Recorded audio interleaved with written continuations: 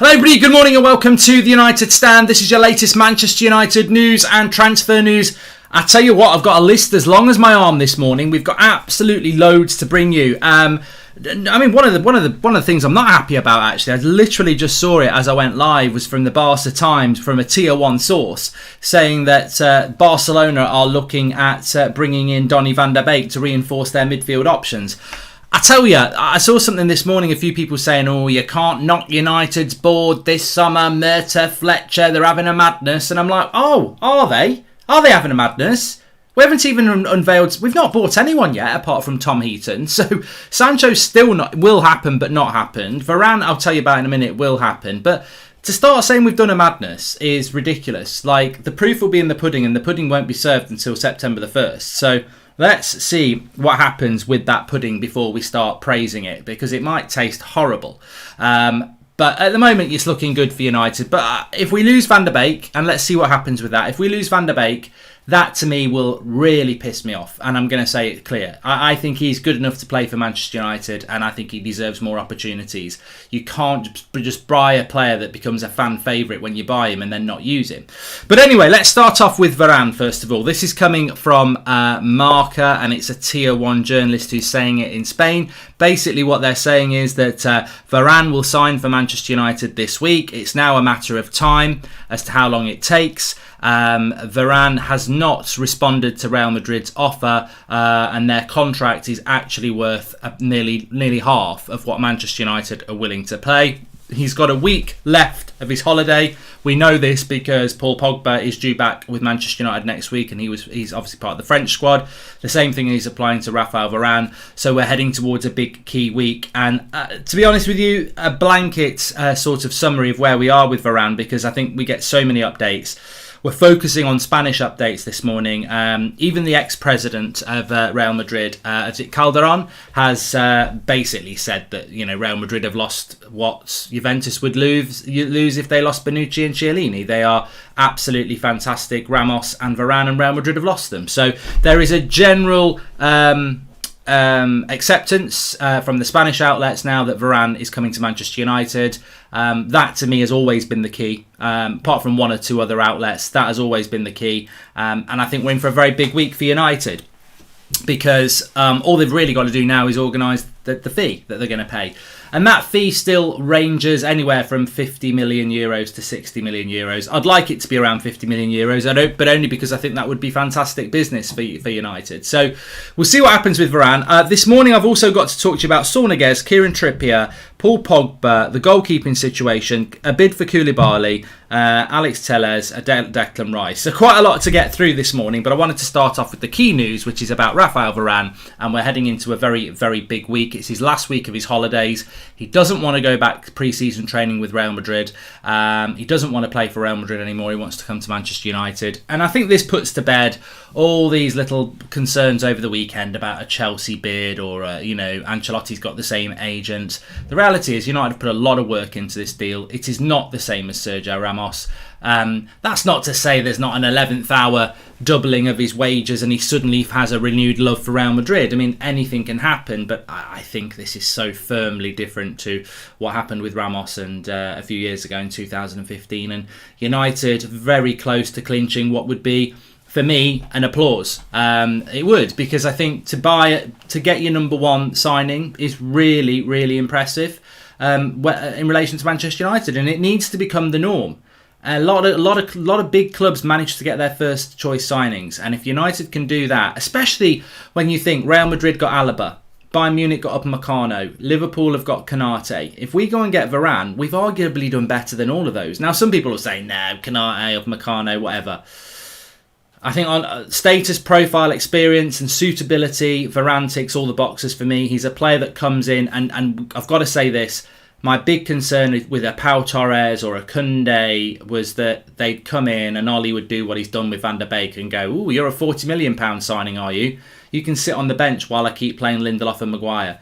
I wanted Varane because I think he was the best option, the most experienced option and the most talented option. But you buy Varane, you don't bench him for Lindelof. And that is the exciting thing for me, is if we get this Varane deal done, we know our centre-backs are Maguire and Varane next season. And that is a huge improvement on what we've had for the last season. And suddenly, I'm not sat here going, you can't win the title with Maguire and Lindelof. I'm saying you can win a title with Maguire and Varane. So it's a massive improvement in relation to that. So let's see what happens this week. It's looking very good. We've got Romano on the show this afternoon again as well. So I'll ask him about that as well. So we'll see what happens with Varane, but it's looking very, very good. On Sancho, just quickly, I don't want to dwell on Sancho because he is a Man United player, basically. Ollie said yesterday after the match against Derby that they're waiting on a bit of paperwork, which makes sense. Why this was not done last week is obviously because of some technicality around some paperwork, which should get resolved soon. So again, it could be any day. It's unfortunate for United because I think they've the buzz.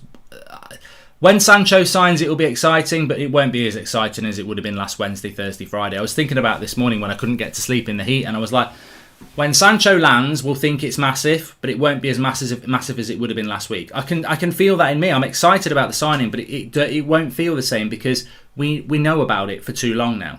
Don't forget what happened when we thought we had signed Hazard, says Tom Best. I remember the Eden Hazard deal, Tom, and it was a very different deal with him, so I'm not too worried about that one. Just a little bit of Hazard never felt that close. We were in a three-way with Man City and Chelsea, so I don't agree with that. Luke says, I do believe that the Varane deal does look very positive, but I have this side of me which struggles to believe it because of the fact that this escalated so quickly. I understand that, I do. Just a very quick story from Gazzetta dello Sport. This is via the Manchester Evening News. They're talking about Kalidou Koulibaly, pockets Firmino and Mane. He is apparently very frustrated because a bid of 30 million has been rejected by Napoli from Manchester United for Koulibaly. Totally left field, but it's coming from Italy. I don't really have anything to say because it's like you can have too much of a good thing. We don't need Koulibaly. I think if Varane had stayed at Madrid, then maybe you start looking at that sort of an option, but we just don't need Koulibaly. If we get Varane, I don't think we need another centre-back. I know it's been rumoured that we want two, but I just don't think we do need one. You have Varane and Maguire, and then you use Lindelof and Bay as your backups. So, yeah, I don't know what that's all about, to be honest with you, but we'll see what happens. A couple of things from the Athletic. We'll talk about Kieran Trippier in a minute, but a couple of things from the Athletic I just wanted to bring in. One about the keeper situation and one about Declan Rice. So the Athletic are saying that Declan Rice, West Ham have slapped a fee on Declan Rice as £100 million, which is a massive, massive shame because we do not need a player like Declan Rice, but we cannot pay more than we've paid for Varane and Sancho. And this is the stupidity of the world we live in now. Because he's on a big contract, West Ham go £100 million. What I would say is that I think if United came in and look, I don't think United will do this, but if United or Chelsea came in and offered £70 million for Declan Rice, I think West Ham would reject it, but I think Declan Rice would be made aware of it, and I think Declan Rice would say, "Hold on a minute, you've made no money. I've cost you nothing." I think he came through their youth setup. I've cost you nothing. I've given you everything. I've just played in a Euros final. I want to play Champions League football. Where's the loyalty to me? So, look, I don't think Declan Rice will go for £100 million, and I think he would push a move if a reasonable offer came in. But this is just repulsive, really, from West Ham to slap a price like that on a player who is just making his way and should be allowed to move to a bigger club. West Ham fans are going to love this, but I feel it's a little bit... This is why you can understand why players run their contracts down, basically. There's a bigger point here, because when West Ham stick a stupid price on a player like that, and that player probably wants to leave, you basically trap the player, because it's like, well, you've signed a long contract, we want ridiculous money, you're going to stay. And I just think this is why players start running their contracts down, and then clubs moan the other way.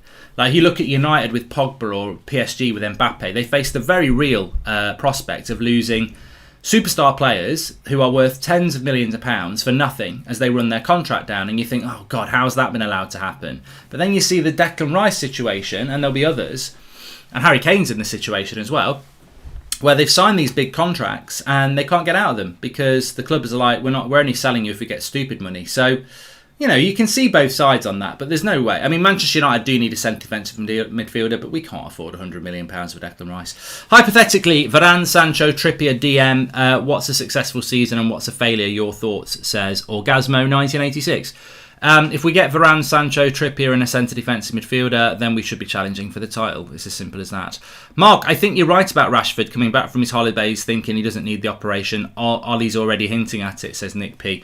Yeah, if you didn't catch that yesterday, Ollie was speaking about Rashford and said no decision has been made on him yet, and we're looking at all options. I fear that what they're going to do again is dodge the operation and say, let's crack on. Because Rashford's proven that he wants to keep playing football. He did it in the Euros, he did it for United like last season. And United have shown that they're not really willing to let him have an operation because they want him to keep playing. So I can see a situation where United and Rashford come to a decision that, let's just manage it. But what a horrible decision that is. I mean, look, I'm a massive fan of Rashford, the footballer, and I haven't really seen Rashford, the footballer I know he can be, for probably little glimpses, but really 18 months since he did his back. I've not seen consistent, brilliant Rashford. So he's definitely, there's an injury excuse there. Some people call it an excuse. I think it's a valid reason. But if he doesn't have the operation, then that excuse is always going to be there. And every bad performance he has, it's going to be, well, is it because he's injured? He needs to have the operation. Needs to have the operation. Simple as that. But I'm not convinced that it'll happen now. Wanted to wish you a good week, says Mark Friedman, and you and everybody as well. Axel's future at United is looking grim, which is a shame, says Alex. He will go on loan. He definitely will go on loan. No doubt about that. Let me talk to you about the goalkeeping situation, then we'll talk about Trippier and Pogba and Telles and a little bit about Donny as well. So, moving on from the Athletic bit about Declan Rice, they're also saying that David De Gea and Dean Henderson will be at Manchester United next season. Now, I think this is an absolute disgrace. I think it's a disgrace. How are we not linked with Basuma, says David Hunt. And hi, Mark, do you think that us buying Trippier is a hint that he might use Trippier as a right wing back and switch to a back five? Loving the show. I hope not, Aditya. I don't want to see United playing a back five. But no, I think that this goalkeeping situation is I feel a little bit of deja vu in blue. I got a bit of deja vu in blue because I remember saying this last season, and I don't think a lot of people. Career mode's going to be back, BK. Don't worry about that. I feel a little bit sad about this because I'm like, you know what? At the end of the day, a year ago, I had this conversation and some people agreed and some people disagreed. And basically what I said was that going into any season with two very good goalkeepers is a bad idea. I don't care whether you've watched football, played football or whatever. You don't go into a season with two very good goalkeepers. It hardly ever happens. You have a very good goalkeeper and then you have a backup goalkeeper. And you make that very clear. We've seen it with De Gea and Romero. We've seen it over the years at United and other clubs. You have a backup and then look, even at Chelsea, they spent 80 million on Kepa. It's very clear that Kepa is the backup keeper and Mendy is number one. And that if Mendy makes mistakes, it will still be Mendy in goal. At United last year, we had De Gea and Henderson, and Ollie was like, I've got two great goalkeepers. Karaki, I've got two great goalkeepers. And one was for the goal, one was for the cups, one was for the league, then one was for the league and one was for the cups, and it was just very, very confusing. Henderson's come out and said it was a mental battle for him last season, getting into that first team shot. De Gea, he was number one. Goes up. I think he didn't he play really well in the game before he went and went home for his birth of his child. Came back, he'd lost his spot, so got dropped because he went home. I thought it was handled poorly last season, and I don't think it did any goalkeeper any favour at all. And I think it created issues, and I think the media picked up on that, and we saw that constant scrutiny of the goalkeepers by the media. Obviously, the media in this country, very openly siding with Henderson. Our fan base probably more siding with De Gea, which I don't think either is a good thing. And yet we're going to do it again. We're going to do it again. According to The Athletic, there was a loan offer from Wolves for Henderson at the start of the summer, which Manchester United dismissed out of hand. And De Gea has reiterated that he wants to stay at the club. Just a very, very unhealthy situation from United. And not to mention the financials. We've just bought Heaton in as a third choice goalkeeper And we're already paying 140 grand a week to Henderson and 340 grand a week to De Gea. So we're probably spending close to 600 grand a week on goalkeepers. It's just a bad situation. And I think it's a weak situation from United as well, because this should not be allowed to happen again. I said this before. I want De Gea to be the goalkeeper, but if Ollie wants to go with Henderson, he needs to find a way to remove David De Gea from the club. And that doesn't mean loaning him and paying his wages to somebody else, because that's even more embarrassing. Wheels should have been in motion halfway through last season to have this situation sorted. We're just about 3 or 4 weeks away from the start of the season, and we haven't changed anything in that area. And I don't like it. I don't like it at all. You know, whoever ends up being the goalkeeper sat on the bench, the cameras are going to focus on them. Every time our number one goalkeeper, whoever it is, makes a slight mistake, and they do, if you watch football, right? You watch Liverpool, Man City, United. No goalkeeper catches every ball, makes every save, clears every ball well with their feet. There will be one where they kick it to the opposition player. There'll be one where they fumble it. Every time that happens, them cameras are going to pan to the reserve goalkeeper and pressure's on them. We need a number one. We need a number one that plays every bloody game and is trusted. And we don't have that because we've messed up a situation here for whatever reason. Getting Varane and announcing Sancho in a week is great, but if we don't sign a CDM, we won't improve that much because of McFred, says I see dead bodies. Why are we not looking into Frank Kessie as a CDM, says Jason Clark. Well, some people would say he's not a CDM. And Matthew says, you act like De Gea had a good season. He didn't. Matthew, I don't act like anything because I didn't actually clarify which way I would go. I just said one of those goalkeepers needs to be picked and stuck with. But I will say to you that De Gea did have a good season, and I will argue it with anybody. He had one bad game against Everton, and Dean Henderson had 2 bad games. I think Sheffield United away and Liverpool towards the end of the season. I thought they both had a good season. I do. And I think I thought against Roma in the semi-final, that De Gea performance was probably one of the best goalkeeping performances I saw in the whole season by any player. So I don't think either of them had bad seasons. I think you've just got to pick one and remove the other. And I think it's a creation of...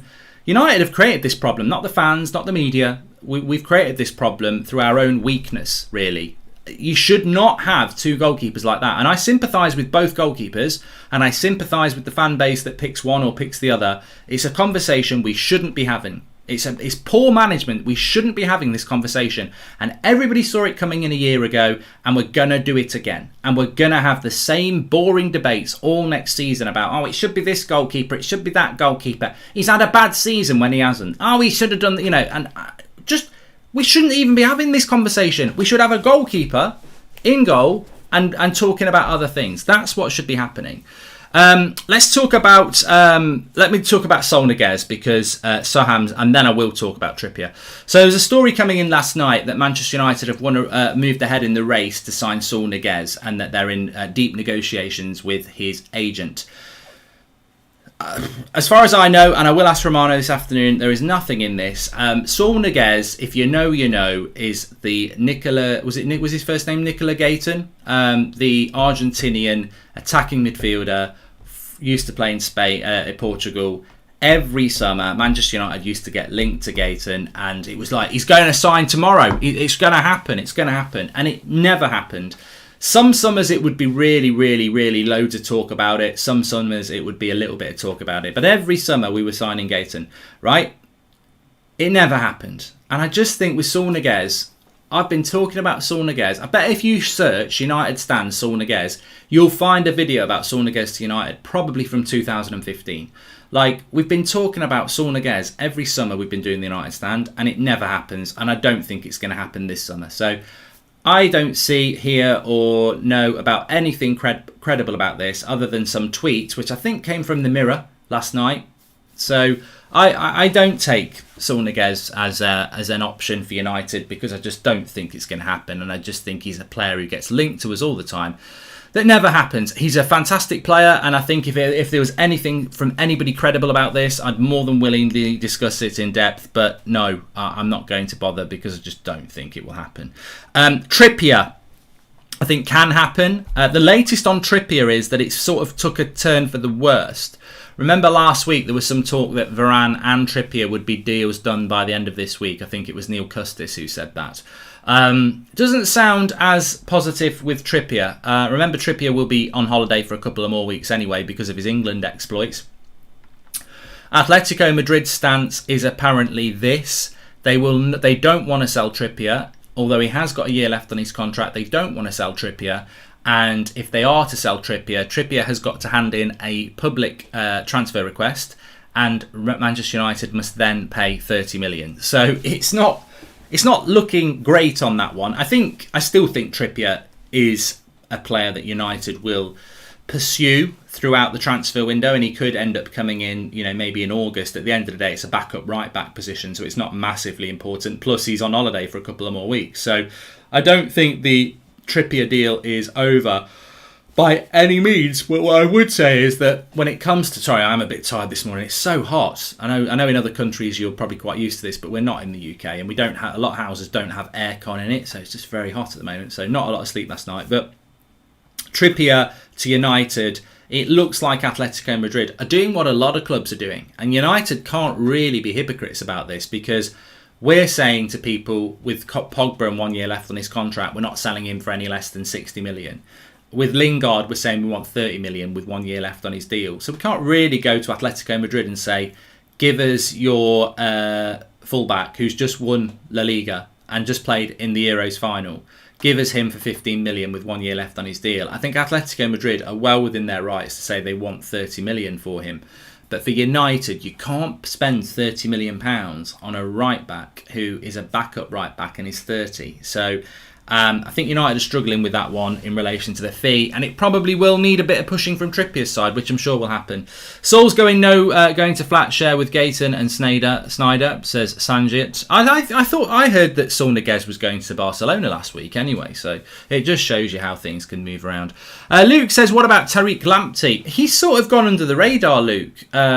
He has gone under the radar, hasn't he, Tariq Lamptey? He had a lot of injuries at Brighton last year. I mean, I always thought that he would end up at Arsenal for some reason. I thought that he would end up there, but I like him. I mean, I suppose you'd have to look at his injury record. A lot of people just revert to Max Aarons, but a year ago, Tariq Lamptey would have been the one that everybody wanted. He just didn't play a lot of football last year. But I think what Manchester United are looking at is the reason Trippier fits the profile so well is because, like Telles, he is experienced and will provide an experienced alternative to Wan-Bissaka, but also work with Wan-Bissaka. Whereas I think if Lamptey comes in, Wan-Bissaka's the experienced one and Lamptey's the inexperienced one. What United want to replicate is that experience competition for Wan-Bissaka so he can learn. Excuse me, you don't have aircon. Also, what is the temperature where you are, says BOM. Not many houses in the UK have aircon because you'd literally use it about twice a year. The temperature at the moment is, it's 25 degrees in this room I'm in, but I've got all, it's very shaded and cool. I think outside it's like probably up to 30 already. I've spoken about the Saul rumours, Magnus. Please smash a like on the video if you are watching, and if you want to become a member, you can click the join button and be a member like Apep, who's got his little badge next to him. He says, on CDM, I'm saying something controversial. I'm taking Calvin Phillips over Saul Niguez. I think Calvin Phillips is way, way better than McFred. I do. I do think Calvin Phillips is way better than those players. Just talking about the Heat, by the way, I am wearing a T-shirt, and it is from our T-shirt range. The link's in the video description if you want to get one of our T-shirts. We've got all sorts. We've got Bruno. We've got the new Sancho. We've got Rashford, Greenwood, Cavani. All sorts of T-shirts you can get hold of. Martial, links in the video description for that.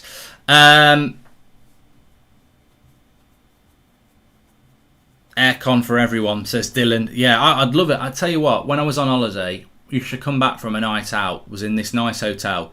You'd leave the aircon on when you were out, and you come back in, it's like getting into a fridge. You'd actually snuggle up under your duvet. I mean, last night I was Billy Bollocks naked. Hi Mark, have you heard anything about getting rid of the Deadwood, Pereira, James, Jones, Williams, Matic, etc. that could fund a CDM like Rice?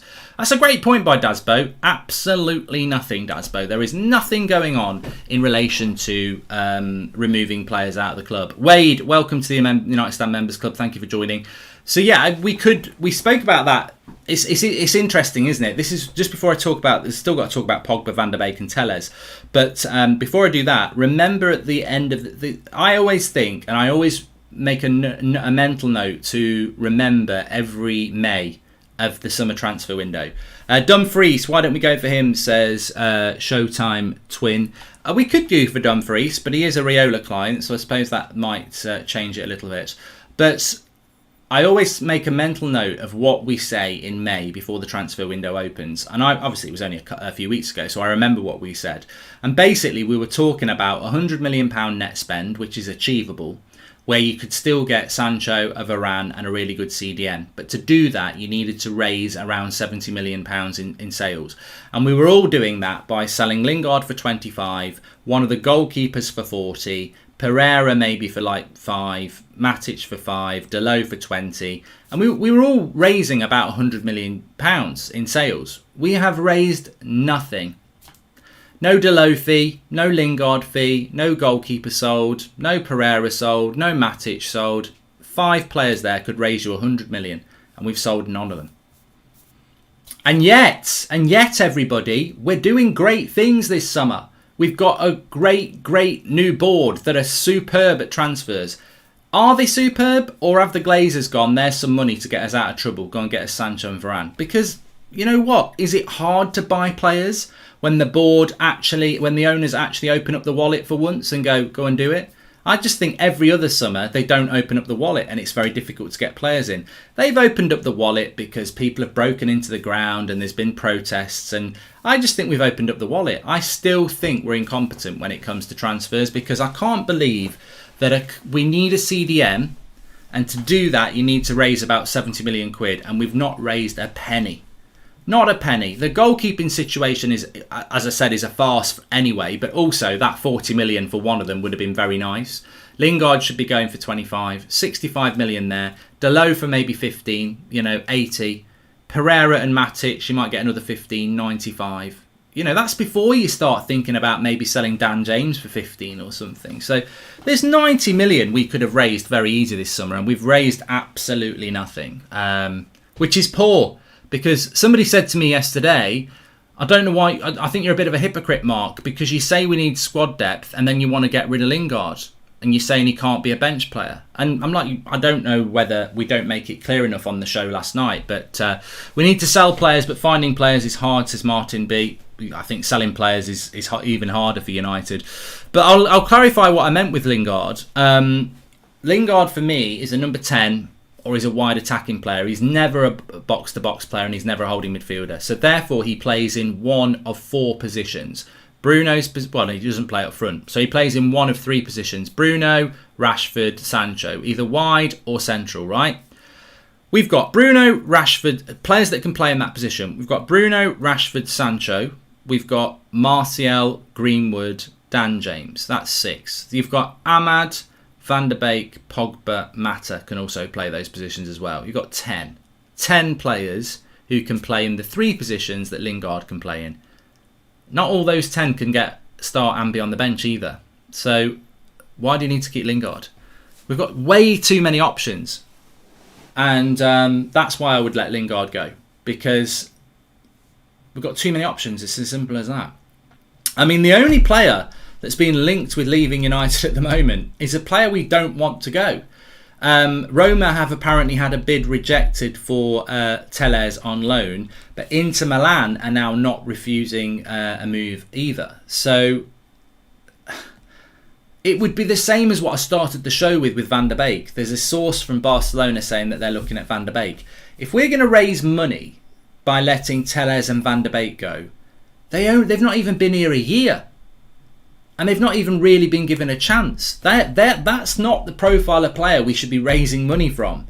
You don't get rid of players that aren't deadwood when you've got a load of deadwood. So I hope we will keep Telles, and I hope we will keep Van der Beek. But imagine if we raised 40 million by getting rid of those 2. It'd just be ridiculous. So, You can't do that. You can't raise money by selling players that you've not even had for 12 months. It's a bad indication of your judgment to do that. But we do have players we can remove from the club, and I hope that we're going to do it, but we don't seem to be in any urgency to do it. What I would say in defence of Ollie and the board is that there isn't a lot of deals going on in the Premier League at the moment. I think, Leicester have done a few, but the big clubs haven't really made any moves yet, and I don't really know why that is.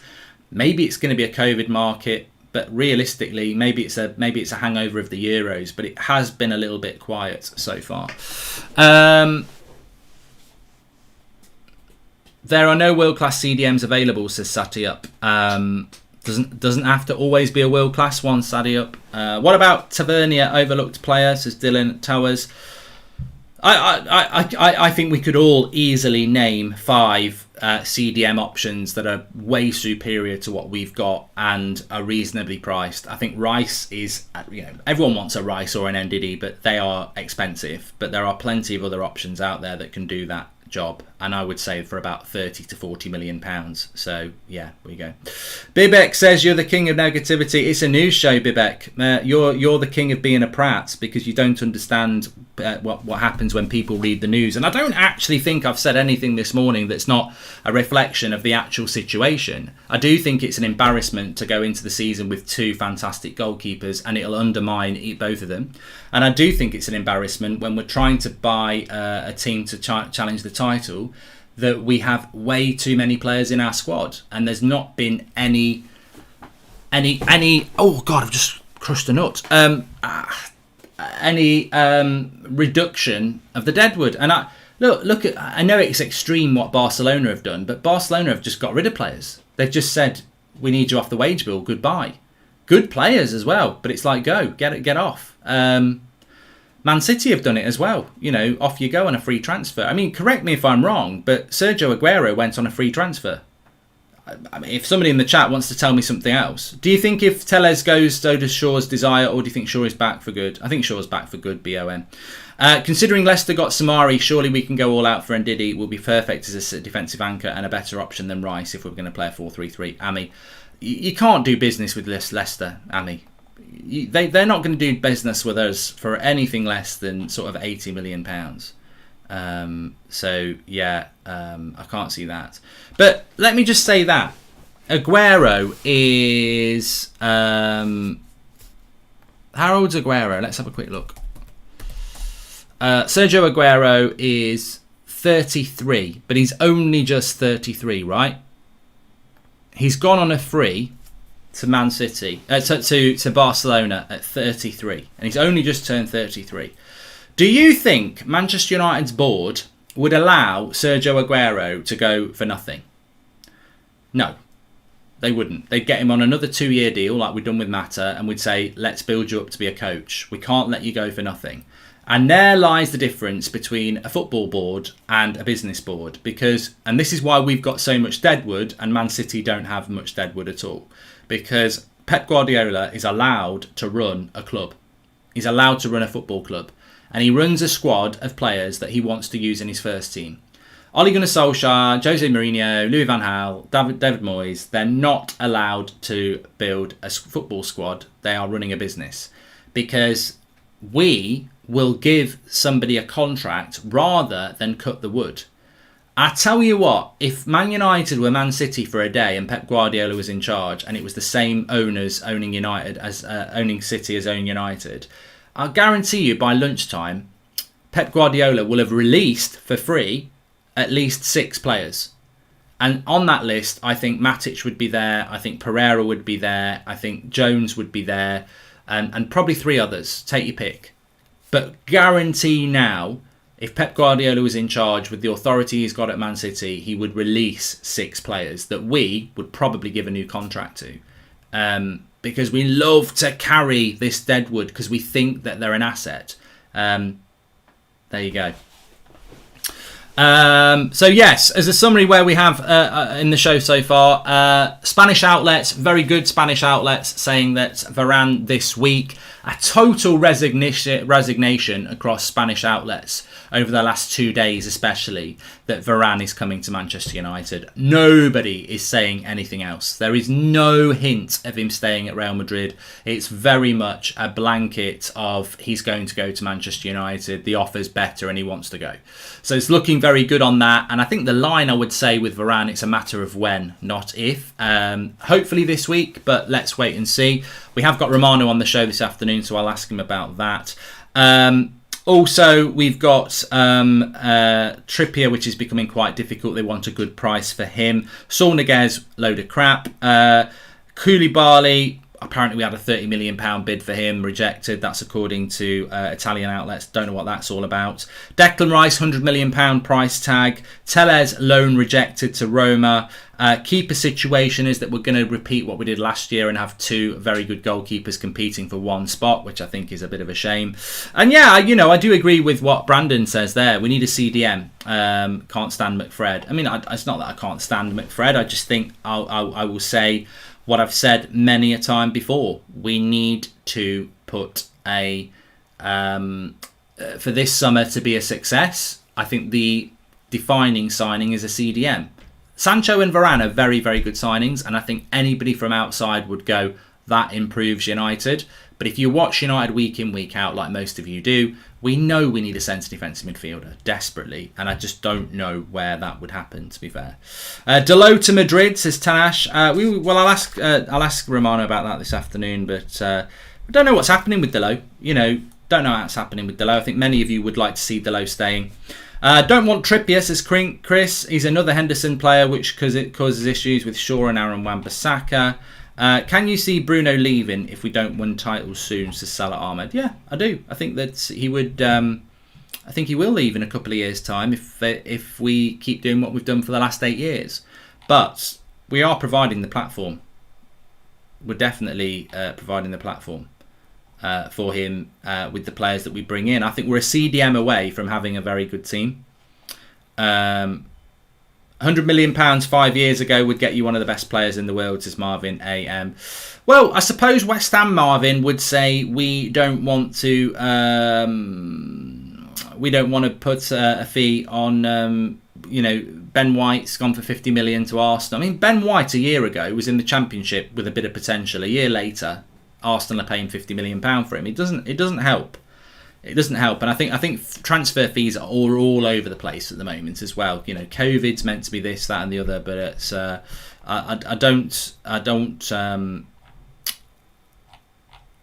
just think that there are ridiculous fees. I also think it's going to be very interesting to see what happens with Paul Pogba, Harry Kane this summer. Erling Haaland, I think, will probably stay at Dortmund by the look of it now, but there are clubs that are trying to do business, but it's very, very difficult to do it. And I also would say, just a moment, if United did pay, say, £80 million for Declan Rice, you're just putting him into another Harry Maguire situation where Declan Rice is basically Harry Maguire to me. I like Harry Maguire. I thought he was a very good player before he came to United, and he's done gradually better and better at United. But the price tag created so many issues because you can't avoid the price tag. It's like £80 million. He's not an £80 million centre-back, and your rivals certainly realise that. And I think if you spent £80 million on Declan Rice, he's going to always be up against that price tag. But he's not 100 million. I'd love him at United. I think he'd be perfect for United. But is the Camavinga transfer dead, says Carlton. Again, well, I've got Romano on this afternoon. We're going to be live at 2 o'clock, so we'll talk about that. They've got quite a big list of things to talk to him about anyway. But I certainly want to ask him about the rumour from the weekend that Camavinga is going to wait until the summer. Next summer to go to Real Madrid on a free, so we'll see what happens with that one. Anyway, look, thanks everyone for watching. Make sure you smash a like on the video as ever. I will be live at 2 o'clock with Fabrizio Romano on the show, so make sure you subscribe, bottom right hand corner, so you get your notifications. Tick to get all your notifications by clicking the bell as well. And if you want to get your t-shirts on this hot day, links in the video description for that. We've got quite a range of t-shirts now, and you can get yours. Thanks for watching. I'll see you at 2 o'clock.